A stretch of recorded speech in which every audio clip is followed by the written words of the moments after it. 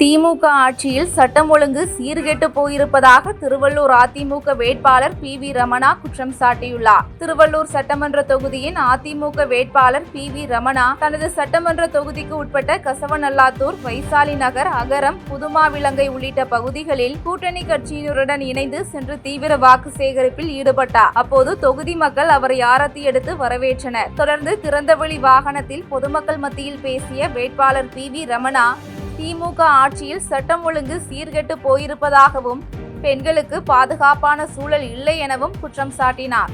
மேலும் தான் வெற்றி பெற்று சட்டமன்ற உறுப்பினராக பதவியேற்ற பின் கடம்பத்தூர் ஒன்றியத்திற்கு உட்பட்ட பகுதியில் உள்ள இளைஞர்களுக்கு 70% வேலைவாய்ப்புகள் உருவாக்கி தரப்படும் எனவும் உறுதியளித்தார். நாட்டில் தொழில் வளர்ச்சி கிடையாது, கட்டமைப்பு வசதி கிடையாது, இளைஞர்களுக்கு வேலை வாய்ப்பு கிடையாது, பெண்களுக்கு வேலை வாய்ப்பு கிடையாது, புதிதாக எந்த திட்டமும் கிடையாது, எதுவுமே கிடையாது என்று சொல்கின்ற இந்த ஆட்சியாளர்களுக்கு நீங்கள் ஓட்டு கிடையாதுன்னு சொல்லணும் என்று இந்த நேரத்தில் உங்களை வேண்டி விரும்பி கேட்டுக்கொள்கிறேன். சொல்லலாமா?